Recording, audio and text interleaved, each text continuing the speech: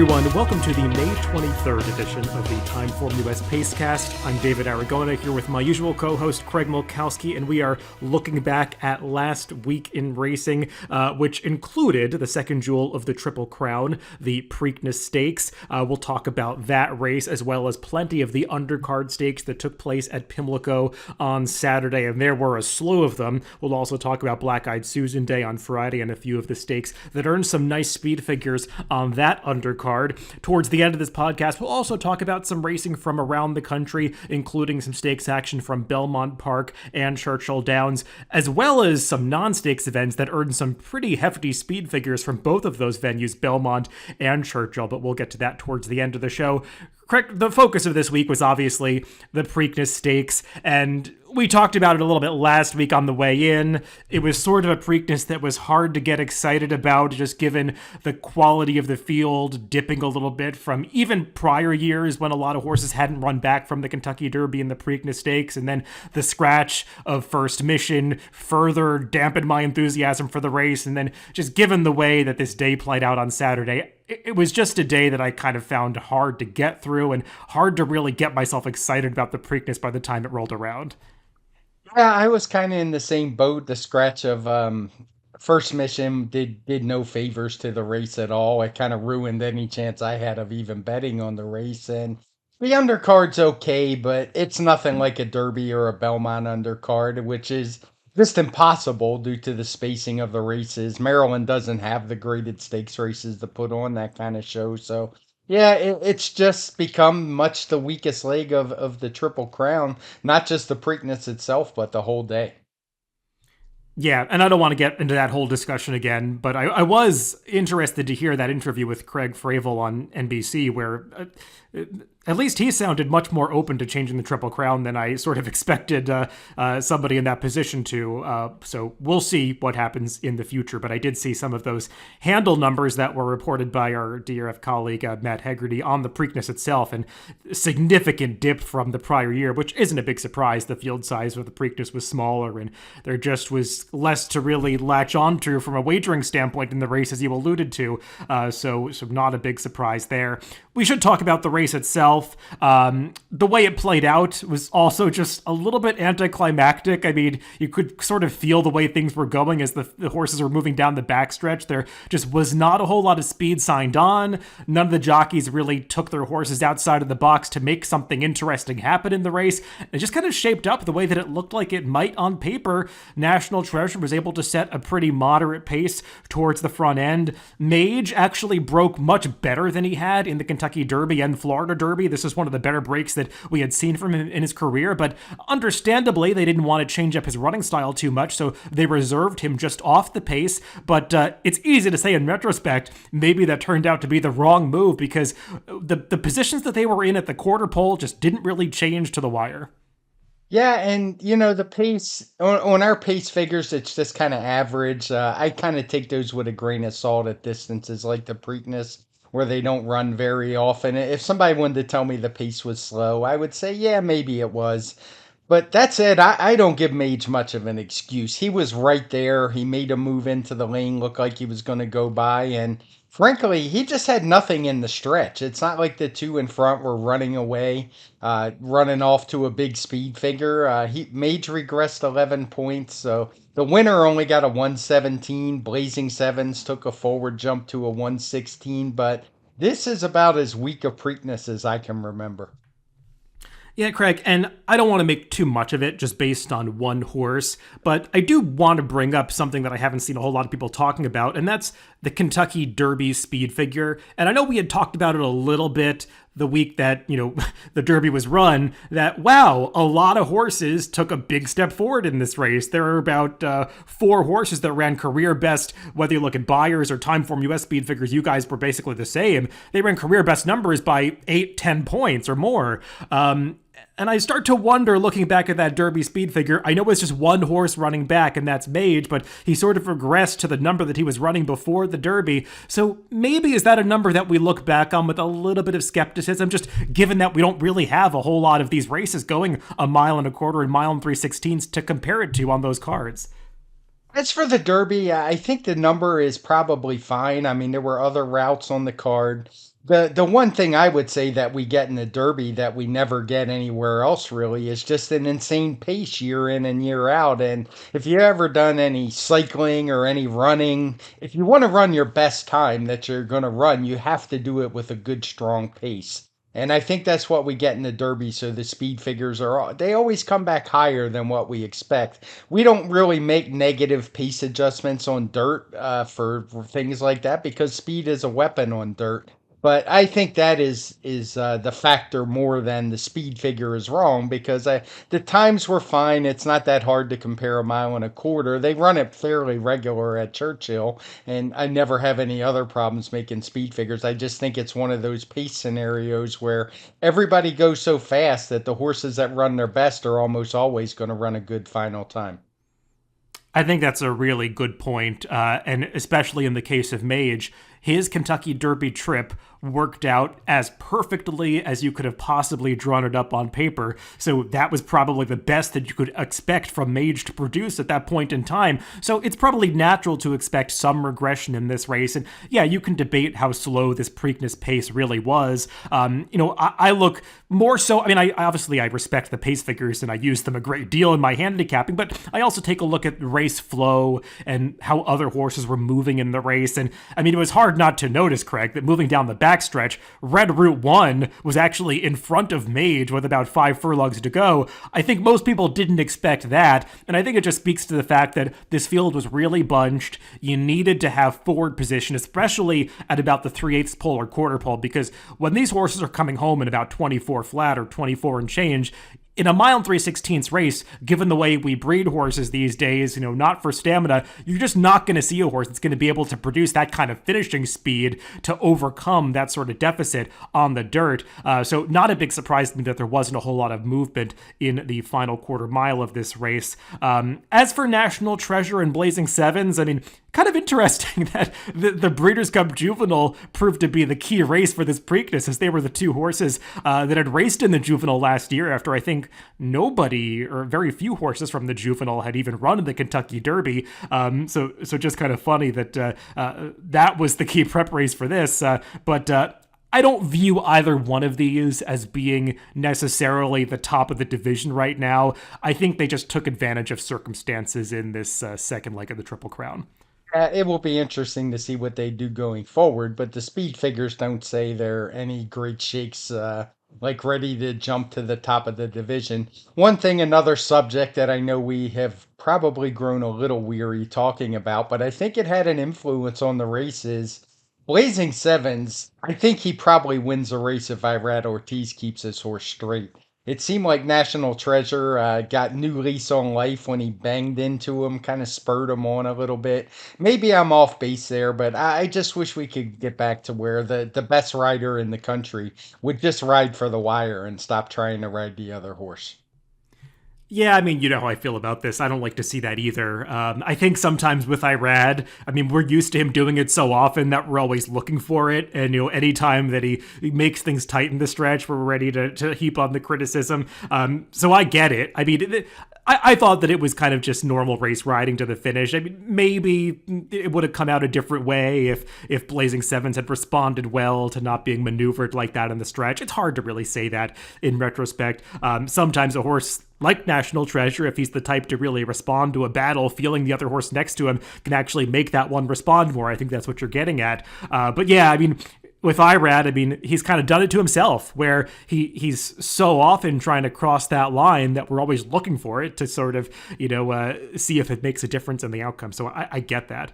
And, obviously, Bob Baffert did get his Preakness win here with his first Triple Crown starter since that whole Medina Spirit debacle. And a lot will be said, a lot has been said about the day that Bob Baffert had on Saturday. I know that neither of us really have much desire to delve into these issues at this point, issues that we've talked about ad nauseum before. So we'll just sort of acknowledge that it was a day of ups and downs for Baffert on Saturday. Let's move on to some of the undercard stakes on Preakness Day. And the biggest speed figure that we saw, I think, for the entire weekend, Craig, was in the Grade 3 Maryland Sprint, going that 3/4 on the dirt, where Straight No Chaser seems like a quickly improving sprinter in this division that's going to have a big say in major races at the end of the year, at least based on this performance. Not that this Maryland Sprint drew the toughest field in the world, but he just absolutely dominated his competition. Yeah, this was a good effort from him. I mean, he exploded. His final time figure was a 130. He wound up with a 127 overall, drawing away to win by 7.5 lengths. It wasn't a true graded stakes race. Some of his main competition didn't show up. The horse with the best figures coming in, Wonder Where Craig Is, really had nothing. Nakatomi ran his usual, just kind of middling race where he doesn't really do a whole lot, runs an okay speed figure. But he destroyed the field, and he's a horse who's been getting better nearly every time, especially since he moved to the dirt. He's improved his final time speed figure, and this was a pretty big jump up. So we've seen several fairly fast sprint races this year, which is a new thing compared to what we've seen the last couple years, where 120s were winning the Breeders' Cup 2 years in a row. So I think this division has some talent this year, and he's yet another one that's thrust his hat into the ring. And he is, of course, based in Southern California, so we'll see what route they decide to take with him over the summer. But boy, Craig, I would just be itching to see this horse get in the starting gate against Skelly, because they both are so quick out of the gate. They've got that early speed. They seem like pure 6 furlong sprinters. We might not get to see a matchup until the Breeders' Cup Sprint. Hopefully they both stay sound until then, because it feels like we do have some new blood in this division that might be able to make some noise in some major Grade 1s and Grade 2s over the summer. But these sprinters can be fragile at times, so you just want to see them all stay healthy. Yeah, and the other horse, I did want to mention Prevalence, who, though he was a distant second, I thought it was a pretty good second, and he's a horse that they should probably keep around 1 turn, because seems like that's his thing, and I would suspect he could win a few stakes this year if they stick to that plan.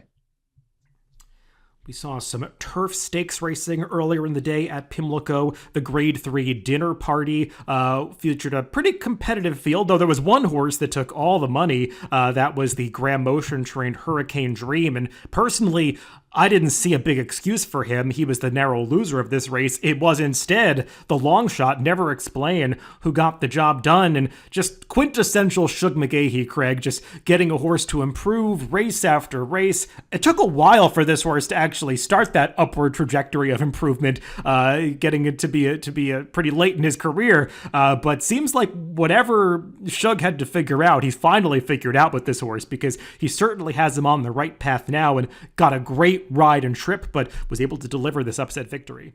Yeah, it was a good effort. I mentioned a while back that I've spent a long time not being able to figure Shug out, and I think I'm finally getting it. Just expect his horses to improve most of the time and keep getting better with age. And this one did. He ran a 118 speed figure for the win, which is as good as we've seen from him. And just a really nice effort, and a horse who, I would expect him to improve again. This was just a Grade 3. I don't want to make it sound like I'm expecting him to jump up in the Grade 1s and do well, because I'm not, but it was a good, strong effort, and he beat a horse who maybe did have those Grade 1 aspirations in Hurricane Dream, and I thought there was really no excuse. He was the better horse.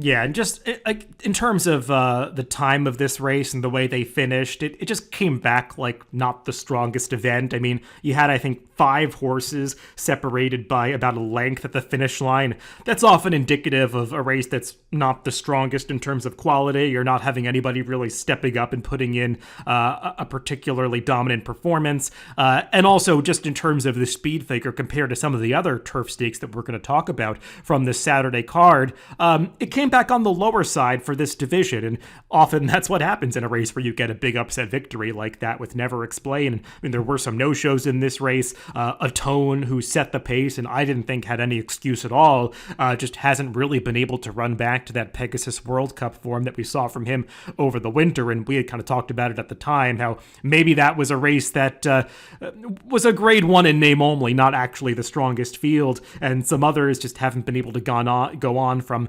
their flashy speed figures they earned early in the season, like Rising Empire, who maybe was just one of those fairgrounds lovers. So maybe not the strongest field that Never Explained was beating, but he's certainly a horse that's on the rise. The female counterpart to the dinner party was the Grade 3 Gallaret, run a bit earlier in the day, and seems like Chad Brown might have yet another talented filly in his barn, as White Beam, the Judbont-owned runner, was making her second start in North America for Chad Brown. Took a nice step forward from her U.S. debut, where she couldn't quite get the job done, trying to close into a slow pace. She was much more successful here. She was. She had the good inside position, but she wound up having to swing out. I thought it was a good ride by a Red Ortiz, keeping her close to that slow pace, and she was able to finish it off. This was one of those races. We didn't give it the P designation, but it just got the normal pace upgrade all the way to a 119. So I thought her and the runner-up both ran pretty well. Both are fairly new to North American racing, and seems like they're going to do well. The runner-up, Sopran Basilia, seems like one who would appreciate more distance and will probably get it soon. Yeah, I would agree with that. Graham Motion sort of alluded to that in his pre-race quotes, that all three of his horses, or particularly two of the three, Sopran, Basilea, and Vergara, probably horses that are looking for more ground in the future, so maybe just using this as a prep off the layoff. But White Beam, I mean, it was certainly bet that way, like others were just prepping, because she took all the money. I certainly didn't see her as a 4 to 5 shot on paper, but I guess when you've got Chad Brown and Irad Ortiz in your corner, you can expect the money to flow in, and it certainly did, and it proved to be right on her. As like you said, she got a perfect trip and delivered a nice victory. She's a horse that's a real powerful mover. I like the way that she finishes off her races when she gets going. She's got a lot of size to her and seems like one that might be better than just a grade 3 type. So I'll be interested to see what Chad Brown decides to do with her. If they choose to point for a race like the grade 1 Diana during the summer at Saratoga, that could be a reasonable goal for White Beam. Let's move on to a shorter turf stakes that was run earlier in the day, the Jim McKay Turf Sprint. This one did feature quite a few scratches, so the winner, Beer Can Man, who was originally drawn on the also eligible list, number 13, actually ended up leaving from a post much closer to the rail. I think he left from post 8 in the end, so not nearly as detrimental in terms of being drawn wide or ground loss, and he did have to go 3 wide on the turn, Craig, but clearly took a step forward from his seasonal debut when he had come back from a long layoff and turning into the kind of horse that he looked like he might be when he was competing more consistently all the way back in 2021. Yeah, he's a quick horse. I think this was a career best time form US speed figure at 121. And unlike a lot of the turf sprints that we make figures for, Pimlico runs plenty of 5 furlong turf races. So all the ones we made were fairly easy to make this week. As I said, there were several. So he's a good sprinter. Turf sprinters kind of have to ship around to find the best spots. It's not a division where there's just consistent schedule of races on every circuit, but I look forward to seeing this one run because he's pretty good. Yeah, and I think Nothing Better, who was second here, a horse in a similar vein that's been improving recently, started out as more of an allowance type, but has really come to hand in the past year or so for the connections. I thought he battled back really gamely because it looked in mid-stretch like Beer Can Man was just going to blow by the way that he was finishing, and Nothing Better stuck with him right to the finish line, opened up over 3 lengths on the rest of the field, which is significant in a 5 furlong turf sprint. And Nothing Better strikes me as the kind of horse that might want to go a little longer than the flat 5 furlong, so I don't know if they're thinking about wheeling back in 3 weeks in a race like the Jaipur, but I could see him being very dangerous in a spot like that. Yeah, and it's funny. I think you're kind of arguing he ran just as good or better than the winner, and he got a little higher speed figure, a 122, and it was kind of a weird race. And at first, Beer Can Man challenged him. He dropped back a little bit, and that's right. Another pretty fast sprinter came right up to take over, and then when he dropped out, Beer Can Man was back. So it seems like Nothing Better did all the dirty work. Didn't have a lot of choice from that inside post position, and yeah, he's already won at longer distances, and maybe he'd be able to relax a little more on the front end. The first stakes race that we saw run on Saturday at Pimlico was the Sir Barton. Also for the 3-year-olds, this one going a shorter distance, a mile and a 16th, also a shorter field, just 5 runners signed on.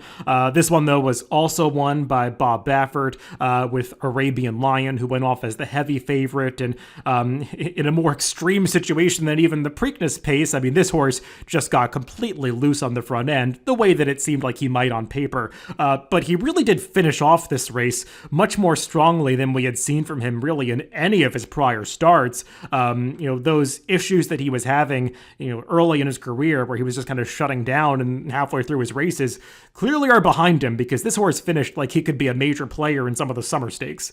Yeah, he ran his second consecutive lifetime best speed figure, a 123 here. There wasn't a ton of competition, but Tappett's Conquest had shown some talent along the way in Dennington. It's not like the race was a walkover, and he just did it easy. The pace was obviously really slow the first couple fractions in blue, but he really finished off this race to go from a 106 pace figure after a half mile to a 124 final time figure is flying late. Yeah, I mean, he was really finishing at the end of this race. I mean, I think he ran his final 5/16 of a mile in under 30 seconds, which is just not something you often see on the dirt. And, speaking in raw time terms, obviously the track was, souped up and pretty fast on Saturday at Pimlico. But I wouldn't have thought that this particular horse would be coming home like that. But clearly there were one's high expectations for him. He certainly debuted like he was ultimately going to be a horse like this, even though he had some setbacks along the way. And seems like Bob Baffert has gotten Arabian Lion figured out for now. So move on to the other 3-year-old stakes run on this Preakness undercard on the dirt, the Grade 3 Chick Lang. And Greg, we can't talk about this race without mentioning the unfortunate situation around the Bob Baffert trained having a meltdown, who did break down midway through this race. And I don't want to spend a whole lot of time talking about it, but for me, yes, we see these things happen periodically, but as racing fans, it never gets easy, and especially on a big day like this, when you're just looking to celebrate the horses and the racing, the top-level racing, it really does mar the experience of the day, and you feel it. And it was hard for me to sort of get excited for any of the racing that took place after this on Saturday. It never gets easy to take these things in. So just a really unfortunate situation in the Chick Lang. And it sort of, in the moment made it difficult to appreciate the winning performance by Rivet, who is a really talented 3-year-old sprinter who I think we're going to see some big things from later in the year. But obviously the performance got kind of overshadowed. Yeah, that was unfortunate. Yeah, it's tough to watch, especially when they keep running like he did. It's just one of those things, and it's not just one of those things. It's terrible, and you hate to see it. I'm not going to pile on the trainer because none of us know what happened. Horses break down. Sometimes through no fault of anyone's, and I just don't know. So I just wish his connection's the best. I hope we don't see this on big racing days because it's just not a good look, and it's the reason like a horse like First Mission was scratched because we don't want to see things like this when there's anything, but there's not always signs that point to it. So it's unfortunate. It's part of the game, and it stinks. None of us want to see it. So. Um, as to the race, Rivet, very, very good performance. A very fast speed figure, a 121. Part of that upgraded because of pace. He was challenged early by having a meltdown. Unfortunately, when that one broke down, he kind of found himself on an easy lead, was able to hold it all the way to the wire. But this was a horse who was one of those who had been visually running like he was a top sprinter, but hadn't really delivered the figures to do it. I remember listening to Andy Serling on the Fox show when he was at Oaklawn, saying he was one of the sprinters he'd like to see in the Woody Stevens. And I was like, yeah, maybe, I guess. He looks good, but he hadn't run the number. Well, he ran the number on Saturday, a 121, which is about as fast as we've seen from a 3-year-old sprinting. Going off the top of my head, it's something I'll have to look up. But I know there haven't been many 120 pluses among the sprinters. Yeah, and Craig, the race that he was exiting in the Bachelor at Oaklawn, that's a number that I would keep an eye on. I feel like that was a muddy track at Oaklawn, where that race, I know it can be difficult to make figures on days like that when the track is changing and there's been rain, but that Bachelor feels like a race that might be a lot faster than it looks. There were just a lot of horses in there that had previously run big speed figures that took significant regressions in that race. I mean, even Rivet, winning the race, got a lower speed figure and a much lower final time number. But I mean, he had run really well in the context of that race, putting away other speeds. I wonder if that's a stronger race than it might look. And obviously, I mean, he took a big step forward to win this Chick Lang on Saturday. And seems like the kind of sprinter that we're going to hear a lot from in some Grade 1 races down the line. But just a tough race to fully appreciate, just given the circumstances around it. I think you can't really get around that fact. Yeah, and you make a good case. I've already moved that file into the mark for review file because, yeah, looking at the chart, I can see exactly what you're saying. One more 3-year-old performance that we shouldn't go without mentioning from that Saturday card at Pimlico was in the James W. Murphy on the turf. Najarok, who had been keeping some very good company both last year when he ran in the Breeders' Cup Juvenile Turf and earlier this year, but not, picking up minor awards, not quite getting the job done. He faced a weaker field here, but he certainly won like a horse that was just far superior to his competition, got a good trip and all that, but, I mean, for another 3-year-old in this division to earn a speed figure on the turf of 118. I mean, it's just the depth of talent among these 3-year-old turf horses is not like we often see. No, it's not. And he was a horse he was beaten last time at Keeneland, but I didn't think things really went his way. And boy, did he look good on Saturday. Ran a 118 Timeform US speed figure, which puts him right up there with some of the other better performances that we've seen this season. And as you said, just adds to what's already been a really strong group of 3-year-olds on the turf. So look forward to seeing it. Granted, this was just a listed stakes, but this horse has all the makings of a horse who could compete well in graded stakes. I mean, he already did in the grade 3, he ran third in the Breeders' Cup Juvenile Turf. He just hasn't got the win. He won the Futurity at Belmont at Aqueduct back in the day, sprinting. But I just think he's a really good one who's still improving, and I actually expect him to do well as he moves up the class ladder. Yeah, I do wonder how far he wants to go. I don't really view him as like a mile and a quarter horse that can compete in that Belmont Derby, but I mean, there are plenty of other stakes for the 3-year-olds the rest of the season going a mile or shorter that he would be very dangerous in. So I'll be interested to see how he's handled for the rest of the season. And also a good effort by the runner-up, Fantastic again, because this race featured a pretty contested early pace, and he did well to hold up for second, basically confirming that nice speed figure that he had earned in the Jeff Ruby Stakes.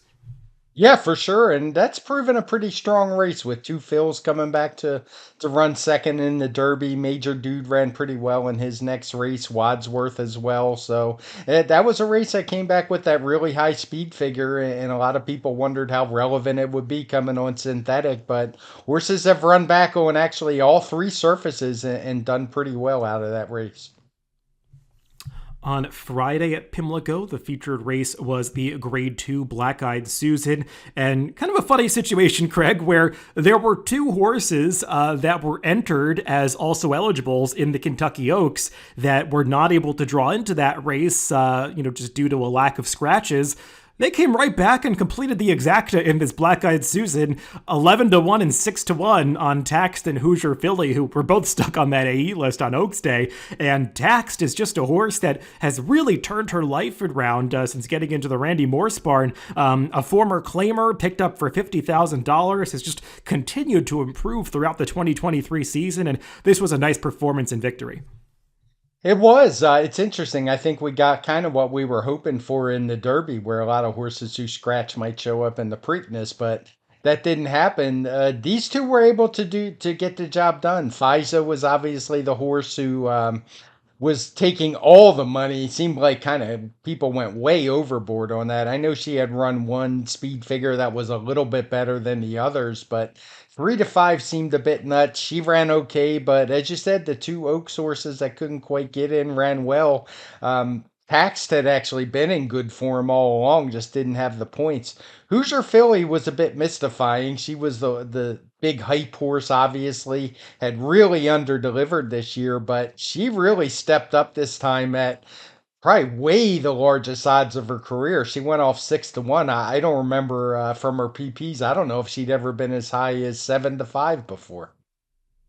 No, no, her highest odds ever were 6-5 when she ran so poorly in the Fairgrounds Oaks. But I mean, Tom Amis kept the faith with her and was adamant that she's a better horse than she had shown at the Fairgrounds, and indeed she is.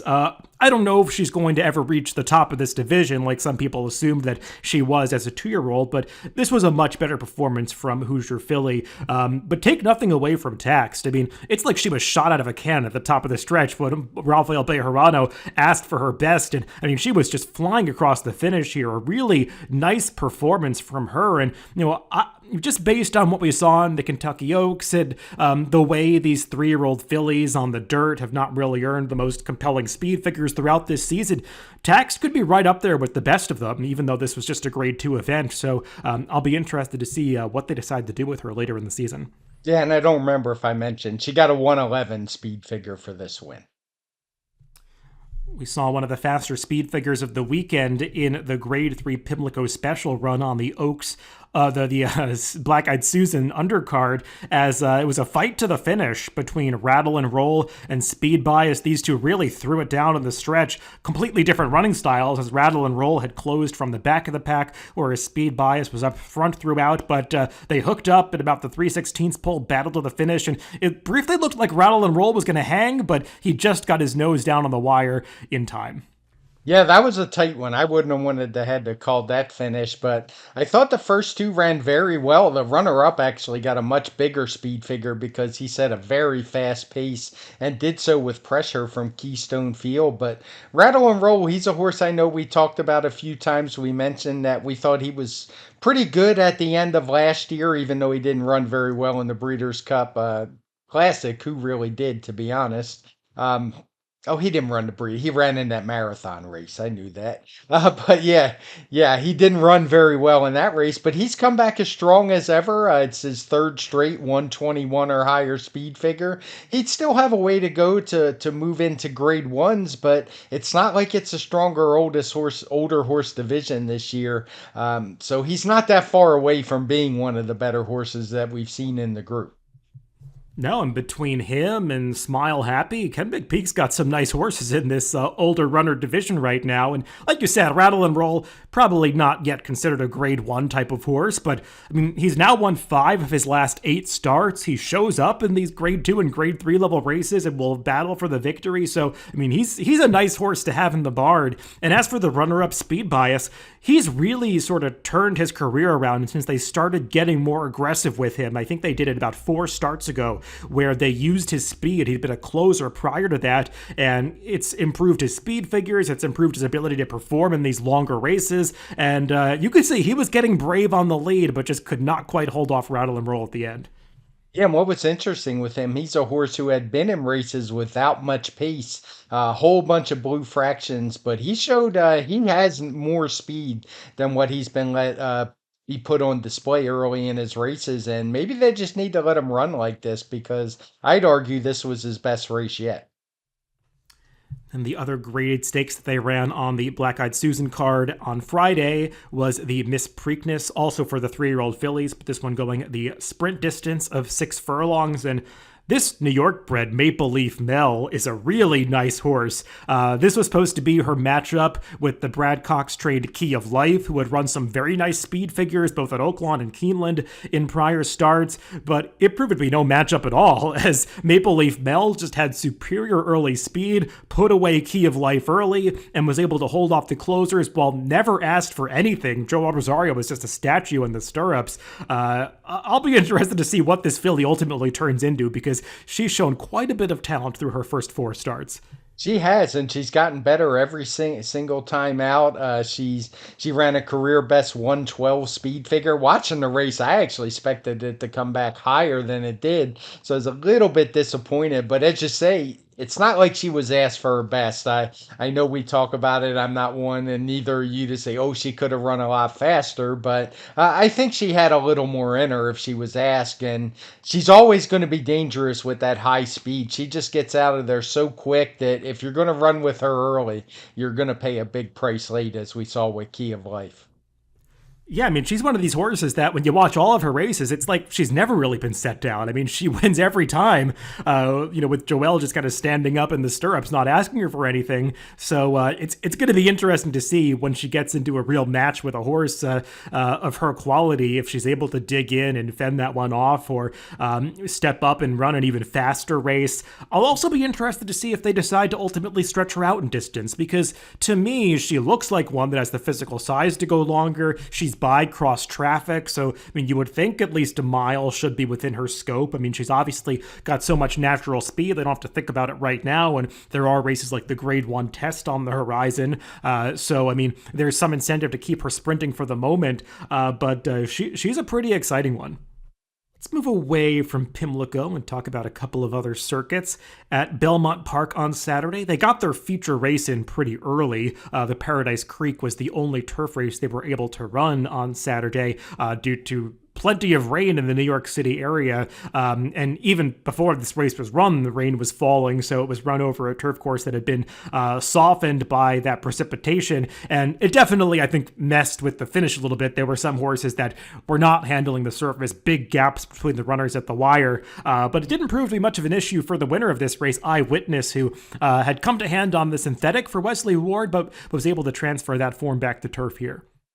Yeah, it was a really weird race given that it was such a slow course. When I saw the fractions and saw the way the raw pace figures looked, I thought maybe there was a timing issue. It just, the race had no finish whatsoever. But when I went and checked, all the fractions were fine. It's just the way the race was run. And it's not like anybody dropped like far, far out of it. So I guess the pace had a similar effect on everybody. But it's a race I would take with kind of a grain of salt. The winner gets a 113 speed figure. The runner up, Inflation Nation, got a 111, which is a big jump over his recent races. But I just don't know how reliable those numbers are going to be or how much utility they'll have given the way the course was. Yeah, I agree with that. I don't know what to do with this performance for horses like Charging, who was one of the favorites in here. He just was up on that fast pace and clearly was not handling the course at the end. You could say the same thing about others in here. So, yeah, it's a race that I don't know if it's going to provide a whole lot of handicapping value for the future. But clearly the top two, we already knew they were nice horses. They had run some decent races. Inflation Nation last year, and obviously more recently Eyewitness on the synthetic. So we'll see if they can back up this form over some firmer going. On Friday at Belmont, they ran an allowance race that was won by the New York bred Rotney. And this is a race that I normally wouldn't bring up, Craig, but this horse has run some big speed figures in the past, and it's taken a couple starts to sort of get back to his best when he returned from a layoff this winter. But I think he was third off the layoff here and certainly took a big step forward, because it looked like this was going to be a competitive pace that might find a horse like him wanting late, one that was going to be involved in that pace, but it didn't bother him whatsoever as he put away the other speeds and ran clear to a dominant victory. Yeah, I would argue this might be his best race yet, but exactly because of what you said. He's a horse who's done all his winning on the front end. And this is the first time we've seen him be able to come from off the pace. Granted, he wasn't way back. He was in third, a length and a half back, but that's not nothing in my opinion. That makes him a much more dangerous runner and more likely to carry that speed figure over to better races when you have that kind of versatility. And like you said, he's run some big numbers in the past, but his last two have been huge. Yeah, he's definitely New York bred with some real talent, and we'll probably see him in some New York bred stakes in the coming months. And then, Craig, we have the last race on Saturday at Belmont, which I know that, I had tweeted it out in the initial aftermath. I think a lot of people were focused on the Preakness card, but I had kind of said, I can't wait to see the speed figure for this mystical Curlin race, because this horse ran the kind of number that could I don't know, win the Met Mile. I mean, this horse just ran off the screen, won by almost 20 lengths, and you would typically think a horse like this would be a lightly raced sort that hadn't shown, talent before, but I mean, that was not the case with Mystical Curlin. I think he was making the 11th or 12th start of his career. He had been a former $20,000 claimer. Clearly a horse that loved the wet going on Saturday and was just ready to run the race of his life. Yeah, it was a 12th start. He only had 3 seconds to show for it. None of them particularly close to winning. I don't know where this race came from. But one thing I will say is It was a very easy day to make speed figures, which seems kind of weird for a track that was sloppy all day, but it was consistent from start to finish. And it just, I mean, if I were to suddenly just lower the speed figure, it would be nothing but a guess. There was no evidence. I mean, the horse won by 19 lengths, so I trusted the number. He winds up with a 125 time form US speed figure. The final time is actually a 128. If you look at all the other horses in behind, they basically ran the speed figures they usually do, within a point or two in either direction. So I don't know where this came from. I wouldn't want to bet that the horse runs it back. I assume he'll probably get bet heavily last time, but it's certainly a race that I'll be interested to watch. No, I mean, I think you have to go with the number in this situation. I mean, it makes perfect sense for every other horse in the race. It's like they were all running in a different race or a different galaxy than Mystical Curlin. And I mean, Jose Lezcano, I mean, he rode him aggressively from the start to make sure he got to the lead and then kept after him the entire way. And it's not one of these 20-length wins where, I mean, he was geared down at the end. He was ridden all the way through the wire like Jose thought there were horses pursuing him, but there weren't. I mean, he was all alone at the end of this race. So, I mean, I think this was the optimal performance from Mystical Curlin. Where did it come from? Well, I mean, he did run sort of an outlier performance for him prior to this when he was over a good sealed track in December of last year. He was second at 49-1 in another race where it looked like he was going to not be competitive at all. And I remember this horse when he got dropped in for a tag at Saratoga last year. I forget who was saying it. Maybe it was Maggie Wolfendown, like the on-track analyst, or somebody else was saying that, you know, this is a horse that just has a beautiful physical that just looks like when the light bulb goes on one day, he's going to be good. But it hasn't gone on yet because, I mean, he clearly was doing very little running through the first 7 or 8 starts of his career. But something got figured out recently because this was just a performance that was completely dichotomous with everything we had seen from him prior to this. So big numbers like this on sloppy tracks, it can be tricky to use them as predictors for future success, but I'll be very interested regardless of where this horse shows up next time and what he's able to do. Let's move on to Churchill Downs as we wrap up the show by talking about a few races from this Kentucky venue. Their stakes race on Saturday was the Grade 3 Louisville, going the 1.5-mile distance on the turf. And you know, Craig, there was not a whole lot of confirmed turf marathon form in this race going in. You had a few horses that had run these longer distances at Gulfstream, like Therapist, who I think even though he won going 1.5 miles at Gulfstream, many of us couldn't believe it and were unwilling to believe that he would run it back in this race because he just never seemed like that kind of horse before this. And indeed, he did regress, but it sort of left the race wide open. And I think it was open to a horse like Foreign Relations, who was relatively lightly raced. He, of course, was involved in that incident at Keeneland where he had come over on the rival that ultimately did have to be euthanized due to injuries sustained in that very unfortunate incident. And I know there was a lot of debate about that race in the aftermath, and sort of easy to get lost in that conversation was how well Foreign Relations had run in the context of that race. And he took yet another step forward here despite the move up in class. He's a horse who's just getting better and better. All his best races have come at longer distances, 1.25 miles, and now 1.5 miles. He's lightly raced, as you said. He's still a pretty young 5-year-old. I know I've talked about it, particularly on turf. I think horses are still getting better at 5, and he's one who kind of backs that up. He ran a 119 time form US speed figure, and I really liked how he finished off the race. There wasn't a lot of pace in here, but he made a pretty decisive move to the front and was able to hold it all the way to the wire, beating another horse who's improving for Shug McGahee, a 4-year-old even, who's one of those Shug horses who just keeps getting better as he gets older in limited liability. Yeah, and Foreign Relations, I mean, like you said, lightly raced 5-year-old, has only been on the turf 3 times in his career. He debuted going 1.25 miles at Ellis Park 2 years ago and was a good second at 61-1 that day. And he's only been on turf twice since then, and those were his last 2 starts when obviously he was justifiably disqualified, but was, you know, finished first and was a dominant winner 2 back, and then, you know, winning this race. There might be even more improvement in this horse, so I'll be very interested to see, you know, where he ultimately lands in this marathon turf division. Obviously, this Louisville field, even though limited liability is a horse that's on the up, not the strongest race overall in this division, so he's going to face some tougher competition down the line, but certainly one with upside. On Friday at Churchill, we saw a 3-year-old filly win an allowance race and keep her undefeated record intact for the Brad Cox stable. That's Dazzling Blue. And Craig, I know this is a horse that there's some buzz about. She was a heavy favorite in this race, and I know people were looking forward to her return after she had showed some ability at Fairgrounds and I think at Churchill on debut. She hasn't yet run a particularly fast speed figure, but she has looked good, winning all 3 starts so far.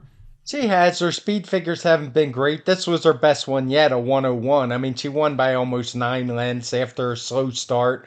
So I don't want to judge her based on that number. She's obviously got some ability.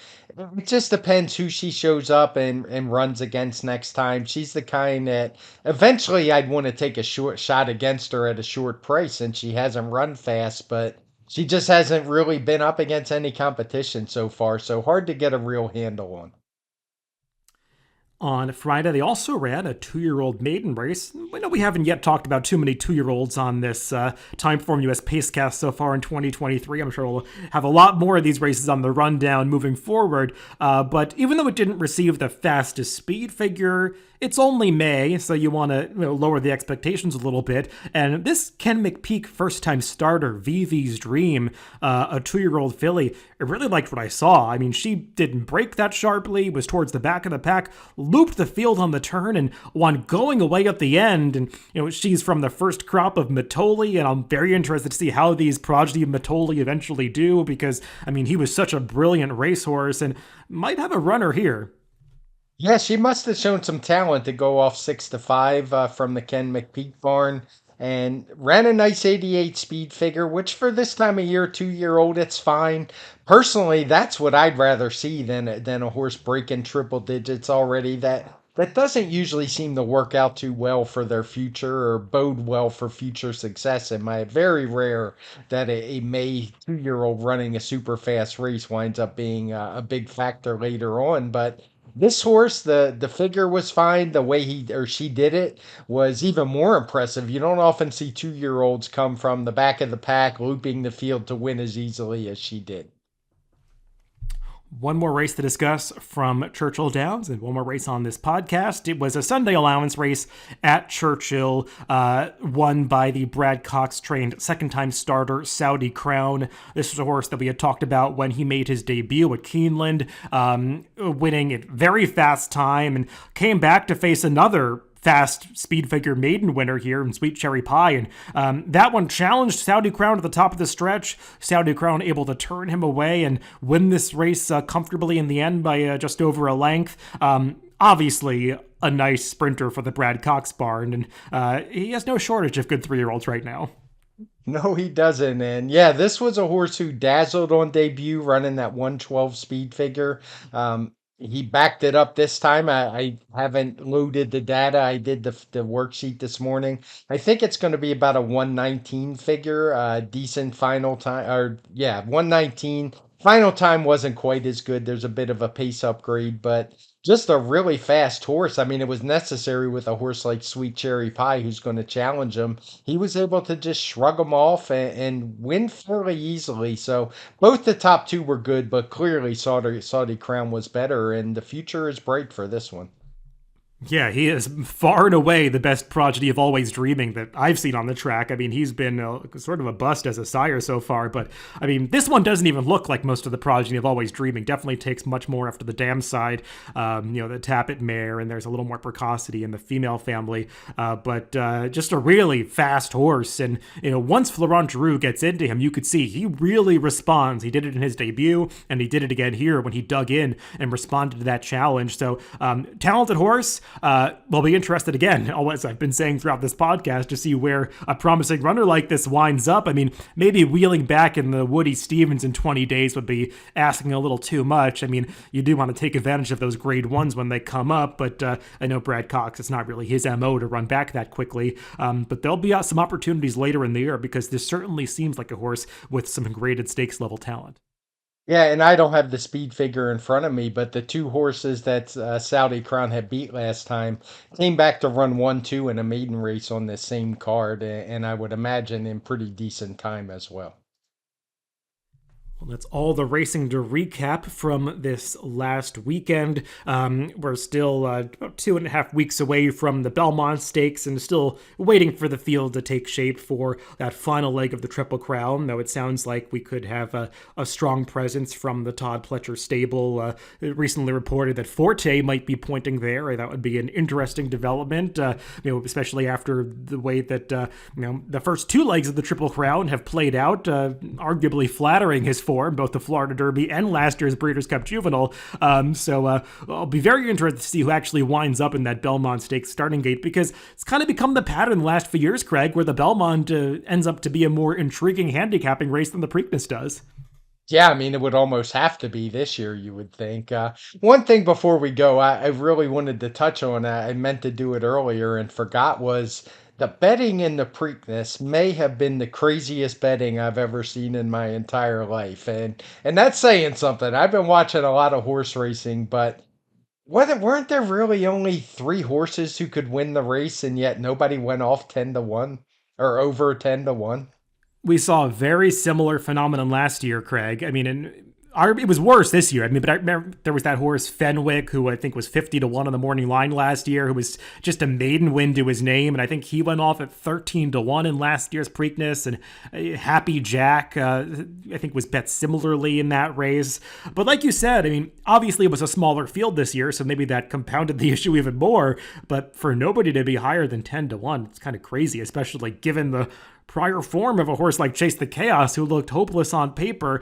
And I mean, I guess that's just the way that Triple Crown races get bet now. I mean, I don't know.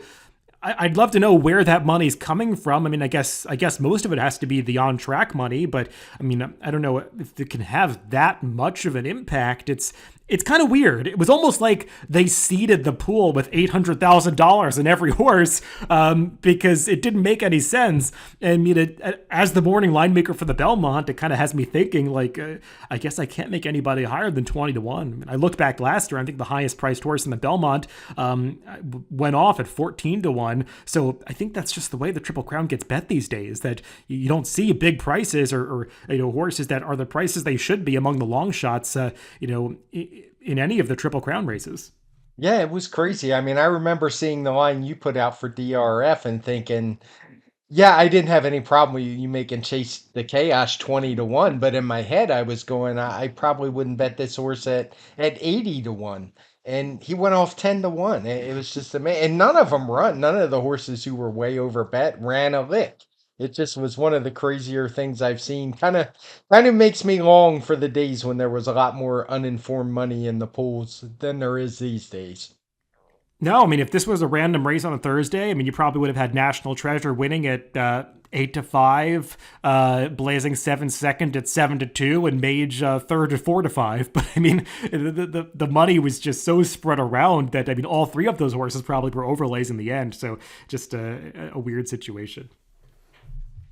Well, that's all the racing to recap from this week. Craig and I will, of course, be back later in the week to do our TimeformUS forecast, handicapping a weekend card. Like always, remember, you can always catch these podcasts on DRF.com, Apple Podcasts, Spotify, and YouTube, wherever you get your podcast. Just make sure to subscribe to the Daily Racing Form channel. Again, everybody, thanks for tuning in, and make sure to catch that TimeformUS forecast coming up later in the week.